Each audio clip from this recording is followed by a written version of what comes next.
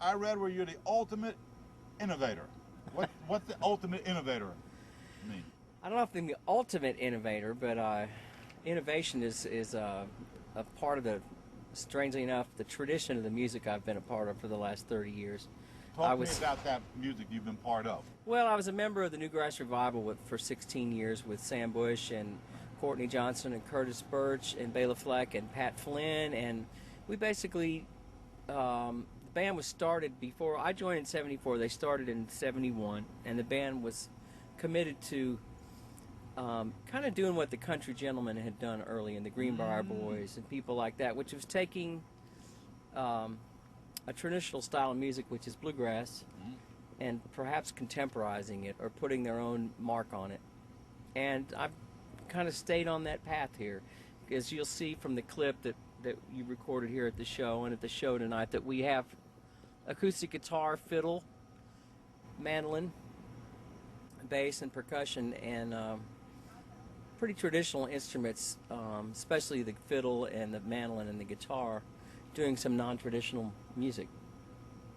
Well, I just saw you tape a song in there. What's the drums doing in there? That's not traditional bluegrass, is it? Yeah, but we're not bluegrass. I mean, okay. I've never claimed to be a bluegrass artist. Oh. Let's talk about something that's going on right now. New Tattoo, a CD released by Pine Castle in 2006. Yeah, and it's a wonderful CD. We made it in Nashville, of course, which is where we all live, except for Jeff, our guitarist, lives in Atlanta, Georgia. And it's really a good documentation of where we were at that time in 2006, musically speaking. How did it do on chart position, Billboard charts? It did great on the Americana charts. Yes, it did well on the bluegrass charts, strangely enough. And we're getting ready to release a new record in early first quarter '09. So. Well, now tell me about that. We'll have to look forward to that. Go ahead, talk about it. This is a record we made with a legendary engineer and producer by the name of George Massenberg.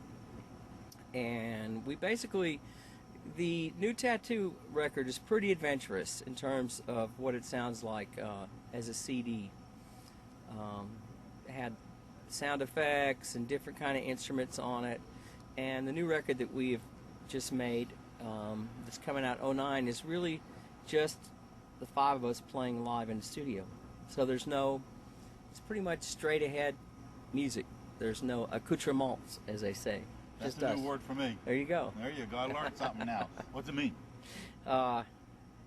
Extra things attached to it, trimmings, window dressings. Okay. Now, what's the difference between Tattoo and the one coming out in '09? Mostly, the biggest difference is, like I said a second ago, is we actually sat in a circle and recorded the record live. Now, Tattoo was not, you didn't use your band for Tattoo? I did use the band. Okay. We had some different band members at the time, but okay. that record also had drums on it and some electric instruments and some crazy stuff like that. Well, how about the song choices between the two albums? Is there any big difference between song choices or writers or? No, I think the main difference is the way we approached it. We approached it almost in a retro fashion, the way we recorded it. It's kind of the way people used to make records from, back in the '78 days all the way up through making LPs and making single 45 RPM records. Wow. Back when there was only either 2 tracks or 4 tracks or 8 tracks, you couldn't overdub a lot. You just pretty much had to. The records that you hear from those days are pretty much people sitting around singing and performing live. Here's one that kind of relates to, a little bit got personal with this one. Yeah. Drown is one of the last tunes on the record. And it's a autobiographical story about child molestation, about someone being a victim of that, myself being the person. Why did you take the road to get as personal to exploit? I didn't intend to make this a song, to be quite honest. Okay. It was more like journaling, and it came out in about, I'd been dealing with it since age 8, and I probably wrote this around right as I had turned 50. And the more I looked at it, I thought, because the song is not preachy, it's not whiny. It's probably the best thing I've ever written as a lyricist. Wow. And I gave it to my friend Daryl Scott, who I trust immensely, who's an amazing singer-songwriter.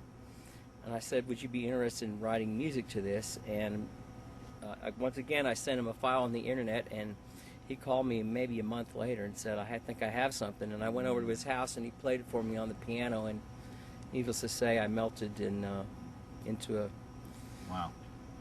big old alligator tears. And so it's on the record, you know. I'm really glad we put it on there. I've had so many people talk to me after the fact about their own experiences. It relates to a lot of people. Absolutely. Yeah, absolutely. It's a healing piece of music. Now listen to that one. Fans are hungry for the inventive experimentation of world-class musicians, Newgrass revival. When you go on the stage, do you play some old grass stuff? Absolutely. Absolutely. Yeah. People want to hear that. Yeah, it's been. I was in that band from 1974 to 1990. Wow. Okay. And now it's 2008, so I've been out of the band almost as long as I've been in it. But we made quite a mark on the music world. When you were making that mark back in those days, did you realize you were making that mark? That you were pushing the envelope? Yeah, you knew that already. Absolutely. Absolutely. Yeah, you pushed it on purpose. It's a conscious decision on our part that we wanted to do this thing, and we knew it was going down the artist path as opposed to commercial path, and which is a lot harder path to tread. But now in retrospect, it's been, now there's actually a subgenre of music called Newgrass. Newgrass. I heard that term for a lot of years. So there you have it. And we're not the ones that started it. We just kind of pushed it along. As I mentioned earlier, there was the Osborne Brothers, the Country Gentlemen, the Greenbrier Boys, Country Cookin', Eddie Adcock and Second Generation, Right. Hot Rise. But all of those bands took this same route. You are musically, pronounce that word. Schizophrenic. There you go.